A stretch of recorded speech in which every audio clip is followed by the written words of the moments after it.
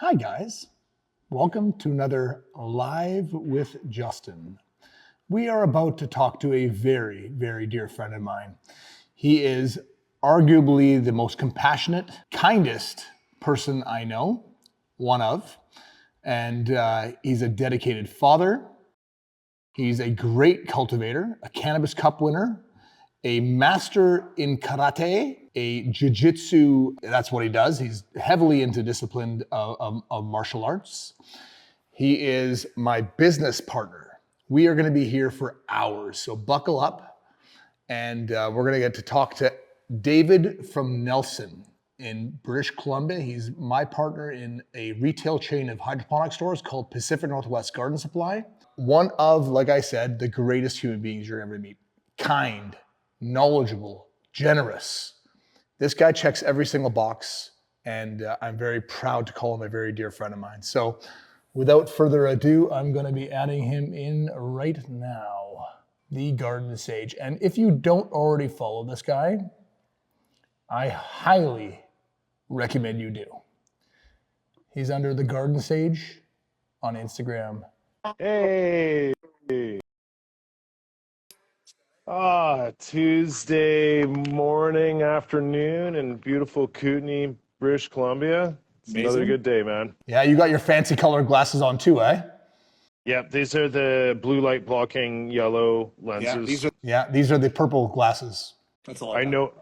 I noticed you did that, like you had the red glasses on with one of your spots there. I was like, there's hidden knowledge in here. Yeah, it's just, this was a pair of one-off Method 7s that they never brought to market. Oh, really?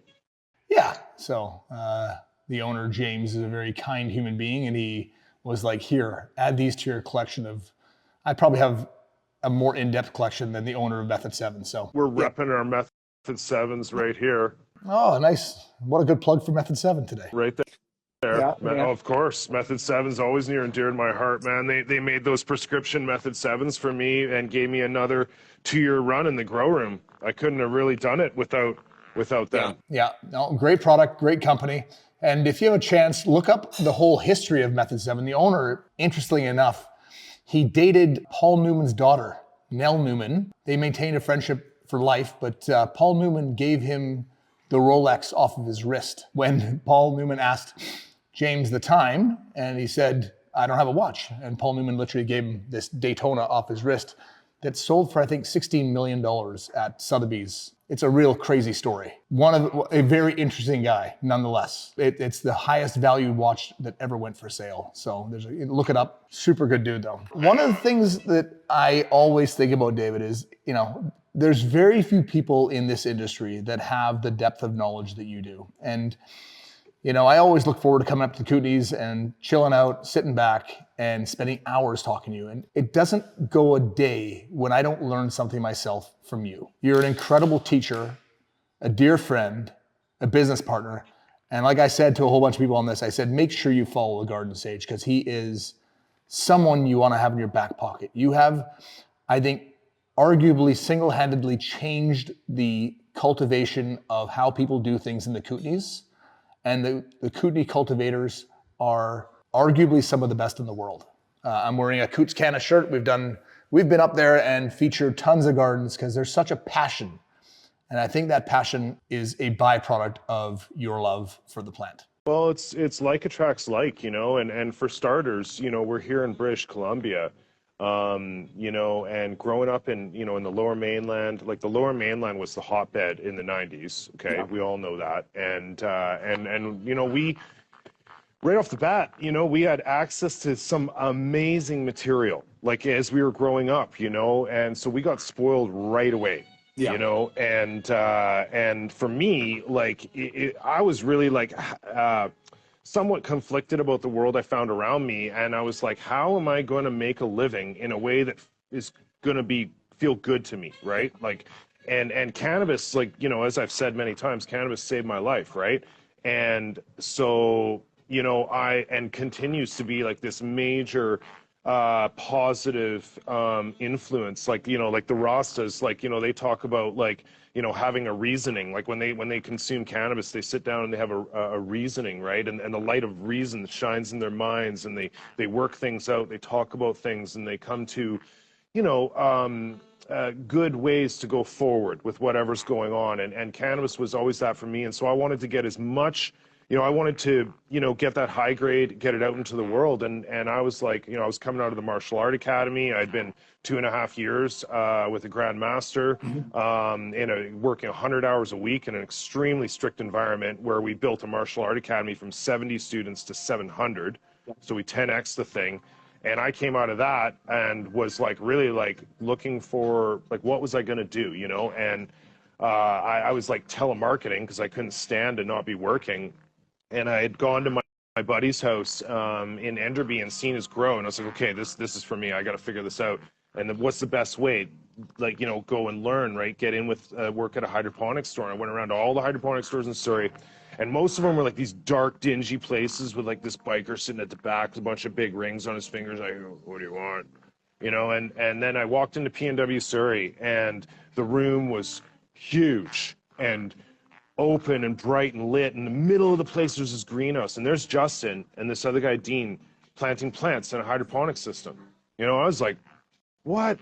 Oh my goodness, I have to work here. This is the place. And in those days I wore a tie because I was just coming out of the martial art academy. And so I was just like going in there every week. Justin, he was hard not to crack. Like I was trying to get a job. And at one point I even said I'd work for free because Steve was away. I'd work for free for 2 weeks. And Justin was like, listen, nope. That's what I did. I actually worked for Steve for 2 weeks for free the very first time I worked. And that was what got me, by the way, because when you showed up in a tie, I was like, this guy, there is no hope in hell this guy's getting a job here. Like, who is this cop? Who is this cop? Yeah, like, we weren't that, dark, dingy hydroponic store. We were that, upscale, trying to be, really premium. And I remember so clearly you coming in with a tie, and I'm like, this guy really wants a job. That's awesome, but BCAA next door is hiring. And yeah, my hair was all cut at the time. Yeah. Oh yeah, you were super clean cut, and I was like, no, this isn't gonna work. And it was I'm gonna work for 2 weeks for free, and that really resonated with me. I was like, and I think you showed up 3 or 4 times, and you were like, oh yeah, I'm ready to go to work. And I was like, just that section of the store, there used to be a lot of ducting in our stores and metal prefab metal stuff. And it was always, really difficult to organize and quite ugly. I remember you came in and I'm like, yeah, get to work. Let's go. I didn't see you. You didn't take lunch. All I had heard all day, I'm dealing with customers, was bang, bang, bang, bang, bang, bang, bang, bang. It was just this continuous noise. I'm like, what the hell is going on in the corner of the store over there? Man, I dropped that whole shelf. Dude, it was nonstop noise. How you didn't get cut up, I don't know. But I mean, by the end of the day, I walked into the corner of the store. It was one of my favorite memories, actually, and being like, there might as well have been angels singing in a hydroponic store, because I was like, it's the most organized I've ever seen a section in a store. And you put your heart and soul into it. And interesting enough, every single day since then, you've done the exact same thing. You always over-deliver in everything you do. And I'm grateful to have you as a friend and partner. Oh, man. I mean, this has been amazing, right? Like we started in the 90s. Yeah. You guys gave me a chance. And I mean, I can't even really speak my gratitude, because to have business partners that you build something of value with, where you help, you actually make a difference in people's lives, because we've been doing this, we're at 25, 30 years. Yeah. And a lot of our relationships are 20 years old. Yeah. And we've basically been partners and direct contributors to building this scene in British Columbia, right? Yeah. Steve used to teach in the Vancouver store, right? That was my first class, and then Steve let me teach in the mezzanine of our Langley store. I remember. And that was amazing, right? At the time, Like it started out slow, but by the end we had classes of like 30 people. I was overlapping classes, and that course material was what became my book, 10, 12 years later after, because I moved to the Kootenays. You guys gave me the opportunity to partner in 2003. And, we already knew we wanted to go to the Kootenays. You guys recognized that and made that opportunity available, which was a really good move because eventually we saw how, the trend of business pushed the grows out of the Lower Mainland and continuously more rural. We used to get some very unique characters coming down from the Kootenays, and we were like, what is this? And they spent some substantial money with us in our Surrey store, and we're like, if we don't do this, someone else is going to service that market. It was done out of necessity because even though there were other people servicing the market, none of them were you. Yeah. Right. And it definitely wasn't what it could be. Like when I rolled in here, of course, like people were riding on the outdoor scene, and that was lovely. That was great, right? Like this whole town founded by, we got draft dodger background here, the outdoor growing thing is an old thing. Connection with the States, old thing. But like you could see that those days were limited. And as far as the indoor cultivation went, we had like aeroponic. It was predominantly aeroponic and focused on one cultivar called Hemp Star. Yeah, that's a famous Kootenay strain. And it's so long ago now. And so basically, like I was looking at the situation and I realized that we had to transition to high grade indoor. And I started switching everybody onto these drain to waste, like, high perlite drain to waste gardens so that they could, get away from like struggling with root disease and focus more on, the cultivars they were growing, get away from one cultivar, right? Grow other cultivars, prune to increase the quality of the material. And that really just, like as the years went by, right, we saw the decline of the outdoor industry and the great rise of the indoor.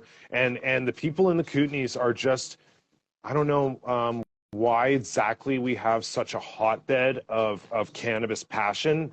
Who knows, maybe it's literally that draft dodger blood, man. I'm not really sure, but there is something special here where these people, like their heart is really in it.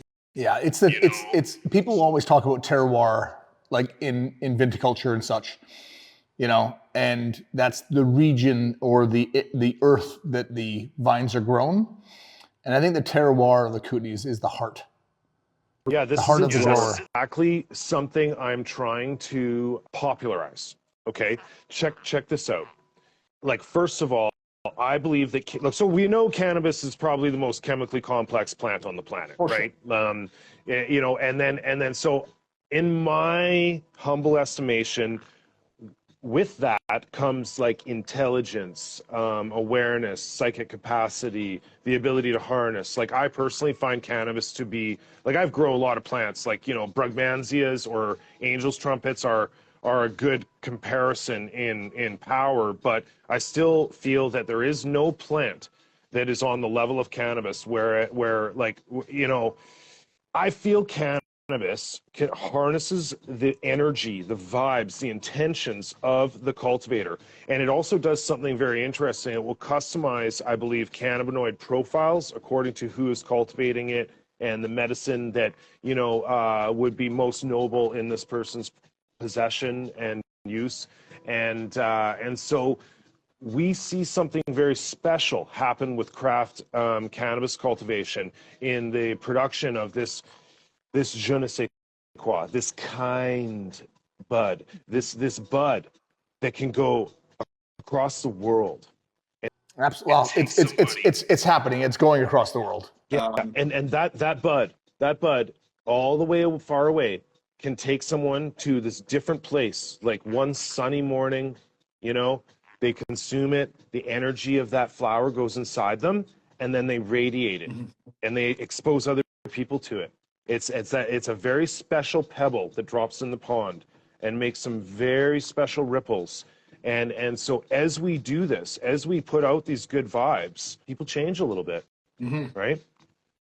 So this is completely different than something that is like, mass produced with profit as the, target. It's just until you really start, getting into like this style of luxury brand cannabis, right? Where the person who cultivates it is basically like the superstar, the legend, and something special, That's and why. bringing these That's vibes why, David. right into your home. That's why everybody grows the best weed. Yeah, exactly. I've heard it thousands of times. I grow the best weed. Yeah. That's because, and I agree with them. I'm like, you do. Yeah. Yeah, the best weed for you, Yeah. right? Like if you like, okay, let's just say for those who are new to growing, right, and they're like, oh no, I have a terrible time with it or whatever. Like, okay, all right, there is some knowledge, right? Like taking care of a baby, taking care of a puppy, whatever complex living creature. There's knowledge that has to be intelligently applied to develop the situation to the maximum fruit, the maximum level of enjoyment. But like, for example, my book, right? My book is this basic level that bridges the gap between the most necessary understandings and like more advanced, touches on more advanced cultivation techniques, right? So pretty much whatever stage you're at, you can take my book and understand plants, and it might take you a few crops to get them under control, get them behaving consistently, but then you will start to grow some amazing material that really speaks to you, and that's what Justin's saying when you'll be like, yeah, no, I grow the best weed. Yeah. I have an employee, I'm not going to mention her name, but she's done 2 crops now. And first time grower. And completely, 9 out of 10, knocked it out of the park. Like just incredible gear. That's so Right? good. That's Right? so good. That's the difference between making your own beer, because everybody that does it, even if you've done it a long time, you still suck at it, and growing your own cannabis. You can actually be very successful with very little effort, and you'll surprise yourself. Yeah, you can really make something special. Absolutely. For those that don't know, what's new and exciting? What's coming up next for cannabis? If you were on the front line like you are, what's new and hot? Well, like, okay, it's going to take some time for the public to really catch on to this, what I'm talking about with this luxury brand cannabis, like real high grade cannabis. And the legal industry right now is in Canada, it is, a lot of the materials is leaving the country. Right, and it's going to take some time for the market, like for the consumers to mature, like they have in whether it's cigar consumption or alcohol consumption, even vehicles. People and clothing. People understand luxury brand or very high grade merchandise, and the cannabis world is the same thing. But what we have going on is like the people of the Kootenays, like okay, like I'm so impressed, like the way that they are digging in. Oh, they're a fickle, resilient bunch. Yeah, setting up these legal grows, and like sure, they're not massively profitable. They are making enough money to employ all the OGs in the industry, and keep doing things the way they want to do it. They are upgrading, they are expanding, they are producing that, like the high grade material is, we're going to reach like echelons that I can't even really speak of yet, because they have never been seen. And we've got the horticulture LED lighting rebates, which are helping the situation with upgrading to the new tech, and we have seen, like, the advent of crop steering, from which is really knowledge gained from the traditional horticulture industry, focusing on cucumbers, tomatoes, and peppers, and now being applied to cannabis, right? So we're understanding how to steer our plants, whether it's generative, like flowering steering, reproduction steering, or vegetative steering. We're taking a higher level of control to what we're doing in the grow rooms, and we can talk about that a lot more. But just to summarize what I'm saying here is that, like, you know, these high level techniques, like a lot of them are coming out of California, right? Like with that, we're very connected with California. BC is very similar to California. So our people are paying attention. You know, they listen to podcasts religiously, and then they just diligently test all of these things, and then what they do is they share information very generously with each other.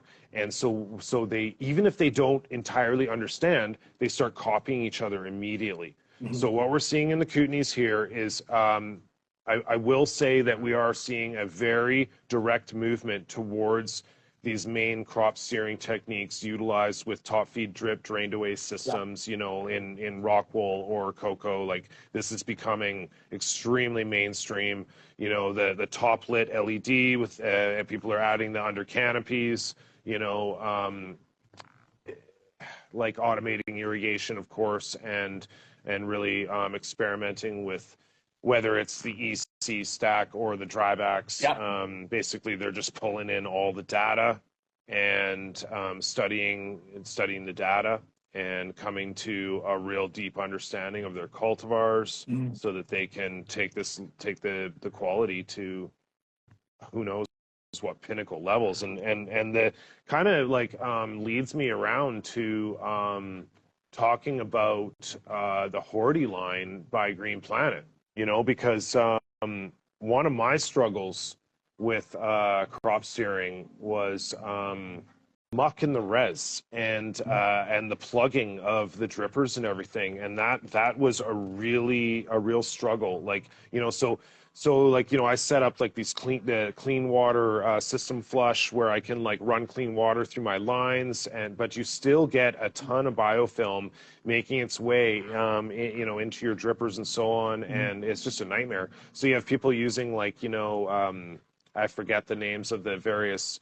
cleansing chemicals to blow their lines clear and everything. And there's a plethora of them, you know, hypochlorous acid, and there's certain chelating ones. And I've always said, if you have to buy a product to fix a problem, that's like, you shouldn't have to resolve a problem by buying another product. I don't want to shit on any other nutrient companies, but if you have to buy a product to break down salts, are loaded with carbonates, because a lot of those nutrients are loaded with carbonates. You know, magnesium carbonate, potassium carbonate, calcium carbonate, these type of things. The carbonate component of it is non-bioavailable and builds up in the medium, and you have to flush it out. It clogs lines. It does a whole bunch of things. And I mean, if we're going to talk about Horty is formulated for people to have great results and make sure that every element plays well with each other. And if you are doing EC stacking, which is totally great and fine, just be aware that every element in the Horty line is bioavailable and instantaneously available to the plant, which means your EC may be too high. And I've always hedged on the side of caution on this one, where typically some lines of food may crank your EC up, but if they're not 100% bioavailable and it builds up in the medium, you will burn your plants more by running the Horty line. So that's a caveat. Well, like, you just have to think about that for a minute, right? Because if there's components of a nutrient that are incompatible and bind up into forms that are unavailable to the plant, or there's like just stuff in there that is conducting EC but is unavailable to the plant, and this is a scenario across many different nutrient lineups, then you're not really talking apples to apples when you're talking EC, because some nutrient solutions have to have a much higher EC to have an availability level that is adequate for the plant, right? So it starts to, you know, skew the situation, and that's where we have to like listen to manufacturers' recommendations and you know, and then make fine adjustments for our cultivar, right? And this is part of where it comes back to like again, like, if everything's available for uptake, if everything stays in solution now, like, because, like, you know, I found that if I use like the clean salt, like the Horty line, and basically there was nothing, if I managed my system correctly, there was nothing to clean out. I literally was absolutely ecstatic. My nutrient solution looked like water. And then basically, you know, knowing that everything's available, I just felt like I could get a better grip on fine-tuning nutrient schedules for a specific cultivar. Yeah. And then there's the flush, right? Like basically, like so I'm just gonna. It's another part of it. Like flushing, water. That's it. I don't like a chemical in my flush. You know, this is important stuff. And most people, also, David, really quickly, most people pH adjust the wrong way. They're using ultra high pH up or down. If you ever notice clouding in the reservoir, which can happen, pH adjustments need to be very soft and not hard. So literally, I'll put a liter of water and 1 ounce of up or down. So I'll literally cut it by 32%. So my pH up and downs are very, very soft. And I will then have my pump going and circling that reservoir as I'm adding my pH up and down and extremely slowly. Hard pH adjustments lock nutrients out, period. And that's not a fault of the grower. That's just a fault of user not knowing that gradual pH adjustments need to be done soft, if that makes sense. Absolutely makes sense. When you get that clouding, that is literally locking out nutrients that are no longer available. Just be aware of that. Super slow pH up and down adjustments are highly recommended. On anything. Like if you can figure out how much pH adjuster you use, what do you think about adding it to the volume of water before you add any Absolutely. And I'm not talking about getting, like, I know some people have such alkaline or acidic water, they're compensating it so far out. You know, I would never go below 5, and I would never go above 8 as kind of my initial pHs. Because then if you're adding food, then it's the same as a hard pH. But I always pre-dissolve my food in a bucket, and I then add it slowly into the reservoir so that these elements are not having a harsh change, right? Calcium is the one element that doesn't like playing up with others nicely, and it's usually the thing that locks out the most, which brings us to my next point. On that cannabis that you just tried, that I grew, I've now ran 3 crops running the Horti-Cal late, which means we're not running any nitrogen whatsoever the last 3 weeks. And I'm finding that the color is crazy. The density is substantial. You gotta give us that. We're coming to market. It'll be available in the next 2 months. It's the testing that I've done on this is fantastic. It's multiple forms of calcium. None of the market have seen these different forms of calcium in products. It really, really accentuates color, aroma, and terp profile and density. It's an awesome product. And I mean, and I only ran a 5-day flush with it. And a true flush means you're getting rid of your elements. You're already free of nitrogen. And that means I've completely taken out all nitrogen for the last 3 weeks already. And I'm excited. Yeah. What are your thoughts about it? It just puts you on another level, right? Like you have tools we don't have, right? And we need that. We need it bad. I think we're going to see finishes like we've never seen. I think for posterity, for the benefit of the viewers, I think I want to give like my little journey that I went through with flushing, in case it'll help somebody, because we want as much high grade going around. And if it's like to be high grade, it has to burn, like it should stack. Like I should be able to walk around the yard with the doob hanging out my mouth, and that ash should stack at like 1 inch long and not fall off. I should be able to do chores, and that ash just stays on. You look at it, wow, it's still there. And then the oil ring and everything, like that should be coming through. It should be smooth. We shouldn't have to cough, right? It should be a smooth smoking experience where the flavors are coming through. And what we need is every bud in the room to burn like that. And we need to be confident. We can't be wondering, right? So for me, like, I think it was like 2017 or 2018, and I was like doing all this organic stuff, and I was like, you know, flushing for 3 weeks with water, and I lost control of my burn, man. And I was like, I had to admit that I didn't really understand flushing, right? And I was getting into it with Professor Farms, and I'm like, you know, because my weed wasn't burning the way I wanted. I was really upset. And Professor was like, when you give plants straight water, they may hold on to food. And so so basically, this is another thing. Like, I spent 2 years on this science team out of Europe, and there's all these like high-level university people, and like, so this European information, they say when there's sudden drops in root zone EC, it can cause such a great change in osmotic pressure that it fires up all this water into the buds if there's buds there, for instance, and they actually get microfissure cracks, which lead to bud rot. So basically, and if you think about steering, right? You think about steering. Basically, like, we want this plant to be going so fast, right? Like, we're taking a Ferrari out and we're getting it into sixth gear.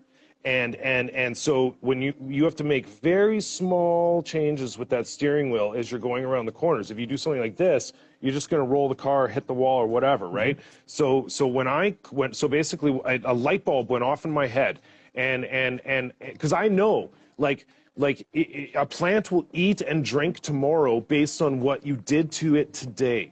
Plants love consistency. They're creatures of habit, right? So that's why we create these gardens with all this consistency, right? So basically, like, what I came to was, like, basically I go down, the lowest I go is 200 parts per million. And then what I do is I attempt to orchestrate the plant's entire life without giving it less than 200 parts per million. And my changes in root zone EC are always very gradual. And so basically I can't go up to some really high root zone EC, or I won't have enough time. You know, now, when you give us this cal late thing, that, you know, we're kind of like, again, we have tools we never had before. But for now, this is what I do. I orchestrate the plant's life so that when my flush, like, it might be planned like 3 weeks in advance, because basically what I want to do is I want to have gradual root zone EC changes. So that the plant doesn't store any nutrient. Absolutely. Right? And then I want to get down to 200 ppm input, 200 ppm output, and then I want to let them dry right out and harvest. Right? And if I roll like that, the whole room burns with this beautiful white ash, and we get the oil rings and all that. So that's my little gem that was painstakingly figured out. It's always difficult, right? Because every strain it's always different, right? And some plants are monster eaters. Some are really fickle when it comes to eating. But I really personally like running all the way through and bringing down my ppm, like you said, gradually. I think that's important. Huge shifts can put plants in shock, right? Yeah. And part of that you got to avoid those. Part of that flush, I always talk about organics, right? Like, organics, unfortunately, this plant is such a fast growing plant. Like you said, it gets to sixth gear immediately, right? You can't do that with organics, and you can't flush with organics. I love organic growing for my tomatoes and my peppers. You know, I want to be full of nutrients and nutrient dense food. But cannabis is not that animal, right? And unfortunately, we have to use synthetic nutrients to do that with. I mean, I like to think of them as mineral salts. Absolutely. You know, like I bathe in magnesium sulfate. You know, like it, you know, it's like when you think back on it, right? Like, okay, like, what's cleaner? Like, straight up camel pee, or what if you put the camel pee, you take the sand that the camel peed in, and you put water in it, and then you take that water out, and then you evaporate the water, and you have the salt that came from camel pee, you know? Sure. Which like, what's ultimately cleaner, the actual camel pee or the salt? The is salt is cleaner. Yeah. So, like, the salt won't rot. The salt won't fester like the actual camel pee would. And I'm just talking about a water extraction and evaporation that will yield the salt. Totally. Yeah.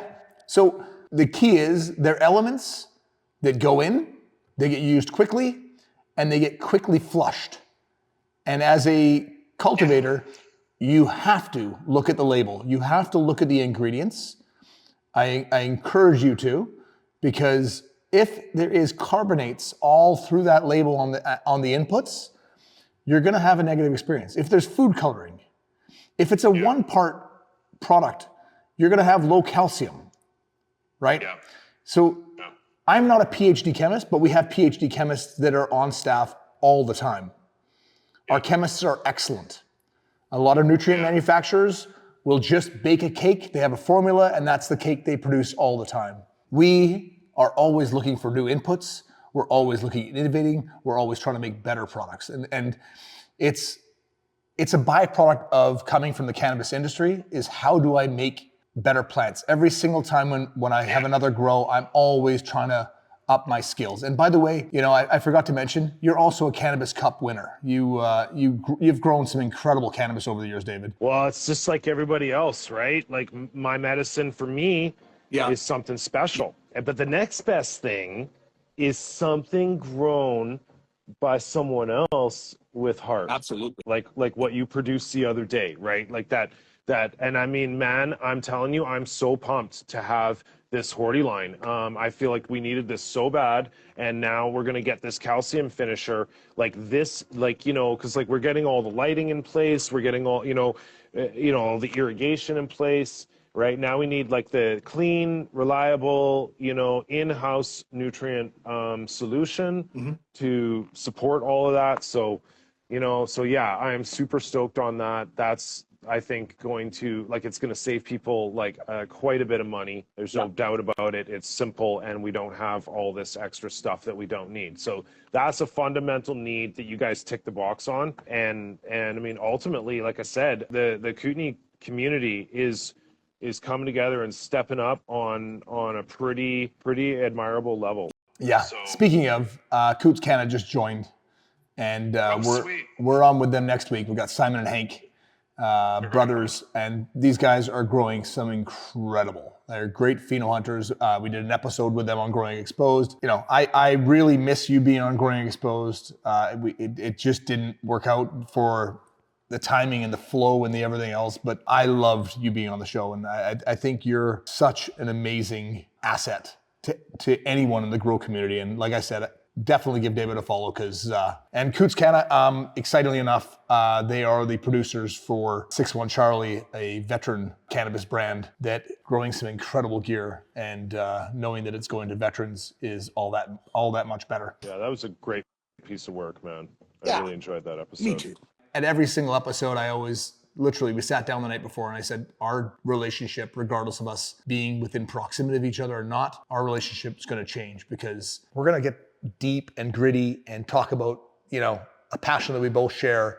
And it's the strangest thing. After we do every one of these episodes, there's always a new energy that's created, which is awesome. You're really touching on something powerful there, man. Yeah. You're touching on how cannabis brings people together. It's a connection. Listen, there are, and I don't want to call it a drug per se, but there are drugs that connect people, and there are drugs that disconnect people. Alcohol being one of them. I mean, alcohol for the most part can connect. You don't always want to connect with that person, but sometimes by the end of the night you end up connecting in the wrong way. For the most part, it's done more damage that I'm aware of than good. Come on, cannabis, the trade shows, the high times events, all these things. It's great people having a great time. I went to Burning Man, that's historically known as a place where people are connecting like crazy. 80,000 people, not one argument. And very few people are consuming too much alcohol at Burning Man. It's not the thing of choice. Absolutely, cannabis is a connecting substance that is really amazing. And you hit on something, about consuming the final product, the oil ring. There's a saying, if you don't cough, you don't get off. I totally disagree. Smoke should be a very smooth, caramel, creamy flavor, and it should be a enjoyable experience with really high quality cannabis. So potassium silicate, what do you think about using a potassium silicate as a pH up?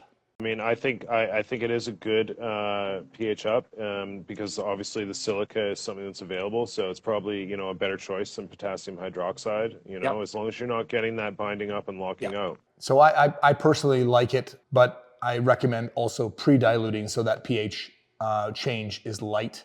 And if you are going to do a potassium silicate and you have a certain amount of pH to go up, just put that in first. Adjust your water accordingly.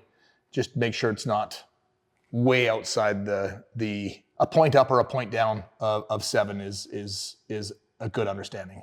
1.5 is fine too, but stay within reason. So if you want to be at a finished 6, pH up to 7, 7.5, 8 maximum, and the other way around. So thoughts about excess water on the last week till runoff. So how dry should you be getting your plant the last week? Like the dry back is kind of everything in a way. Like when you like if you don't keep getting that proper dry back, and for me, I'm talking every night, right? Like the top third of the root zone breathes oxygen, which is metabolized into 45% of dry plant material. So we're talking about half your yield. Yeah. And the top third of your root zone is breathing that air, not from the nutrient solution, but from just air. Yep. During the lights off period, right? So that's what, like, obviously, like, our drybacks occur overnight. They have to occur to a certain level, and in like the inner echelons of cannabis research in Europe, experimenting with dryback is basically like the cutting edge, right? So it's a matter of and for me, in those, like, do you remember how I said I get to 200 ppm input, 200 ppm output? Like that's maybe, 2 or 3 days before harvest. From there, I am really experimenting with dryback. Like because I just feel like this is that healthy stress that can help the plant, in its cannabinoid expression. What is the runoff ppm at harvest? And this varies. Some people run ppm, but 200, yeah. 200. I want it to be 200 input, 200 output. And again, that occurs, like, that finishes like a couple days before harvest, right? Like we're not gonna just do that and then take them down the next morning, right? We're gonna let them dry for a whole day. We're gonna look at what happens with dryback, and if the dryback is super intense, then we're gonna take them down the following morning, right? To be honest with you, this last run, I literally dried the plants in the pots. And rock wool could take it down to 11%. Yeah. Before they wilt. Yeah, so I let them wilt in the medium, and literally didn't remove the plants. I didn't hang the plants. I didn't anything. I literally, I don't know if this is correct or not correct. I don't know if there's a study on this, and I'd love to ask the question, actually, not knowing, because everybody always hangs their plants upside down. I literally let the plants stay in the trellis, and I just cut and remove the pot. And what do you think? Oh, yeah. what do you think about about- Interesting. I've never done talk it. about the, the like, I don't know, like liquids of the of the plant, like it might. I think that it might affect the possibly the drying, like the rate at which it dries, like, but I don't know. And then you climate controlled that room and turn the lights off and dried them right there, hanging in the trellis. Hanging in the trellis. I didn't move them at all. So I thought that's a really effective way of making sure that the trichomes don't get touched. I literally, I just maximum. Yeah. So Like you didn't even, so basically, like, that is the most pristine possible scenario. Yeah. Because they are the most vulnerable in that wet stage, right? So, I mean, who knows? That could become like a luxury thing of the future, right? Because it's like, who can afford to use the grow room, The grow room, as a yeah. dry room? That's baller, right? I'm just trying something different, right? So Yeah, you're totally thinking out of the box. I've never heard anyone do that before, and I totally get it because the grow room it's so perfect in its climate control. Absolutely. And the spacing is already there. Yeah. it dried up immediately, and they're hanging by the trellis. So double stack trellis. I did something different, and that's It has always a neat texture. Like the texture it's of the cured bud like crazy, right? it has a spongy, and yet it's evenly moist. Like it is unique. Listen, we talked about the proper cure on the Coots Canada episode, and Coots is here, and same type of thing, right? Like having that perfect cure. Really, you don't have to buy. And listen, I'm not shooting down products like Buvita or these moisture packs. Right? Yeah. Like the moisture packs have a place in the market for sure. If the cure is done correctly and the time is put in and the burping's done properly and you know exactly where you want to be, that's, unfortunately, a lot of the cannabis in the space right now is just over dried. right? I mean, we're not talking about 90s cannabis where it was, you literally could tie it in knots. It was so like the product was wet. It borderline didn't burn in a lot of cases. But no, the perfect cure, that nice spongy, light amount of crack. The moisture is now removed from the stalk, so you're not getting a wet center, but you've done the burping properly. You've done the cure perfectly. Once it's in the bag and the moisture is evenly married within the whole flower, you can get that perfect cure. And it just involves time and energy. It's not, literally that was a 3-week cure before you consumed it. It's actually an area of huge interest for me because, like I am very passionate about this topic, and for those listening, we might as well drop another gem here because this is going to be a thing, and the market is not fit to bear it yet. But aged cannabis is not on the radar yet. Yeah. Okay. So check this out. I have done experiments where, like, I had, again, if you talk about, like, the proper cure, right, and everything, where basically you have evenly hydrated the bud, right? It's even from the center out, and it has I don't know what the numbers are, but I do it all by feel and touch and grind and smoke, and it has a certain level of moisture that where basically, check this out. Like, if you lock it up like that, right? If you lock it up with, like, I lock it up in a jar with those nitrogen packs that suck the oxygen out. But basically, in the presence of moisture, enzymes will continue to mature cannabinoids. For example, THC will convert to CBN. Absolutely. So it becomes more narcotic-y. That's such a true statement. Oh yeah. So basically, I did this, and I've experimented with 1 and 2 year lockups, and so, like, you put something, like, you get this great bud, whatever, and you have it at the right moisture level, and you lock it up and put it away for 2 years, and you open that thing up, you will smell things that you never smelt from that cultivar before. Absolutely. Even if you've been growing it for years. It changes. This is why they age hash. I have hash that's 10 years old. Exactly. Yeah. So this is going to be a thing, right? Like the whole post handling, that's going to be like a whole job. Yeah. Just getting it just right, like those whiskey houses, man, where the masters get the raw whiskey and then they put it in the barrels. Yeah. And they age it, right? And it sweats, and the angel share goes out, and the masters sip it, and they're like, okay. And then they blend Ballantines, which tastes the same for 20 years, right? Like, so cannabis, like, there's levels that we can go to, specialty product that can be produced, one of a kind stuff that's going to happen, man.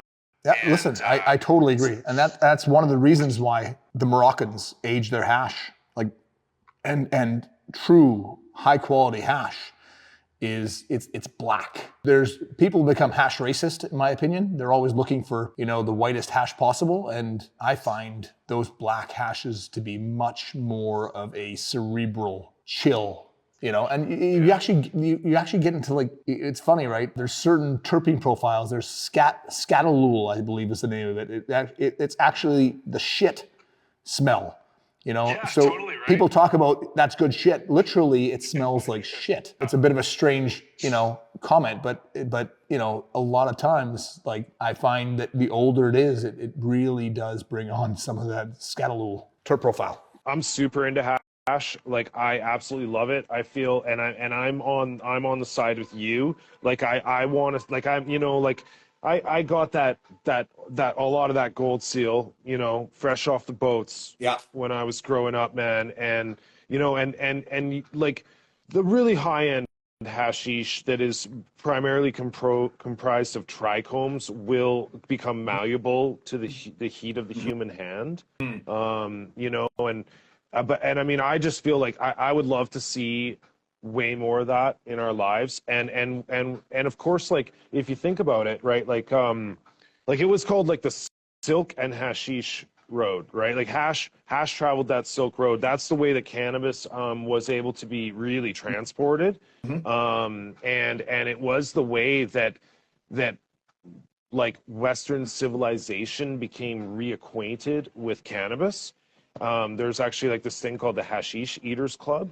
It was in Europe, of course, like, you know, a long time ago, but they would have these dinner parties, and then they'd eat hashish, and they would write down their experiences and stuff. And if you read it, like they're probably eating some fairly large doses of hashish, but these guys would have like full blown psychedelic, like I'm talking breakthrough psychedelic experiences. Like it was very powerful medicine when consumed like that. And I mean, I'm not saying that people should do that or anything like that. I'm just talking about how, like, you know, Western civilization got reacquainted with cannabis was through hashish, and good quality hashish is just exquisite and such a, you know, pillar in cannabis culture. Yeah. Right. Well, I mean, people, you know, are masters of hashish. The term, you know, to be master in something, like true hashish is really something to be looked at. And by the way, cannabis can make you hallucinate. It's happened to me. Oh yeah. And it's not common, but if you really work at having a high consumption, you can have a extremely profound psychedelic. I mean, literally the whole, for me, the whole room ended up becoming tubes, and you know, it can be highly hallucinogenic in large doses. So that's that. I mean, and if you're into that, so be it. If you're not, don't be greedy. Well, I mean, a lot of people are, you know, turning to plant medicine these days, you know, for, you know, whether it's physical therapy. Like, I mean, I know people who take mushrooms to prevent migraine or the cluster headaches. You know, and there's, you know, people who turn to plant medicines for other, you know, whether it's mental or emotional therapy. These are the original medicines. Like people are always like, it's alternative medicine. No, this is the shit that we were on long before big pharma dominated the space. Absolutely. Like if you look at those old medicine bottles, most like from a lot of them had cannabis in them. Cannabis, cocaine, or opium, like literally, those were the three, and all of them are plant-based. Any good recommendations for growing seeds outdoor in BC? You know, like when you talk about growing in the Kootenays is a lot different than growing on the coast. Absolutely. You know, and so growing in the Kootenays, we're in a pretty difficult situation here. So I suppose you could use this as an extreme or challenging example in that we have to be very careful to get genetics that will actually finish here. Like, you know, if you try to grow something that has a lot of, you know, a lot of sativa leaning characteristics, you may grow like a 10, 12 foot tall plant and you know, just have like little tiny buds in October or something. And that's a disheartening experience. So we need to, like one of the best things that if you start talking to people, you'll find that you'll run into people with lots of seed, you know, people that have been breeding seed in their area. Right. And if you have seed that's adapted to an area, right, like that's the number one thing. Will it finish? Right? Because you don't want to put you don't want to put a whole bunch of effort into something and super good information. Yeah, the fruit of your harvest. And there's a lot of indoor cultivars that unless you like artificially deprive them of light, which you can do, right? So that's another thing. Okay, if you're just going to grow 4 plants, just take them and put them in a dark room every day at 6 p.m. and then take them back out when it's dark outside. And start doing that in mid-July. We show that on the Junkyard Grow episode of Growing Exposed. And I mean, you can just move 4 plants into a shed, right? Or you could even drop a garbage bag on them. Or you can use autoflower seeds to, you know, that's another option. They're going to finish faster. Or you can find the right genetics that's going to finish in your area, which is the best course of action.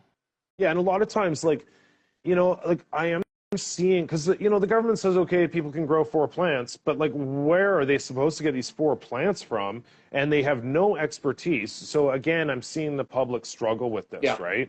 And so like the growers always do, and of course the growers. I've seen growers that are like making businesses out of producing cuttings, you know, from cultivars that they know will finish outside, and making these cuttings available to the average person, you know, and I mean, like, you know, this is a whole gray area, but we do have a situation where the public knows they're allowed to grow 4 plants, and so they ask people. And well, just recently, the cannabis store up on Baker Street Buddies told me that they are selling cuttings. So that is finally starting to happen. That's a legal place where you can go buy cuttings. Jonah just said Tixeda Time Warp is a great strain. I agree with that for finishing fast. Yeah, DJ Short, the blueberry Island Blueberry DJ Short. That was an incredible strain for finishing early. Mighty Might, Mighty Might's being grown by Life Cycle Botanics on the island. That's a great strain for finishing. You just do some homework, ask around. Yeah, it's worth it, right? Because if you're going to put your time into like caring for these plants for months, right? You want to be sure that you're you know, it just makes sense to be sure that you're getting the right genetics, you know? Yeah. Agreed. Do we want to talk about the shitters you sell? Oh, the Cinderella incinerating toilets. Yeah, well, that kind of leads like to finishing the conversation on what's new in the Kootenays, right? So like, you know, basically like, as I said, we've got an amazing community here, and Pacific Northwest Garden Supply has always been like supporting people in kind of doing what they want to do, you know? And these days, the whole homesteading situation is definitely something people want to do, and people need more affordable living situations.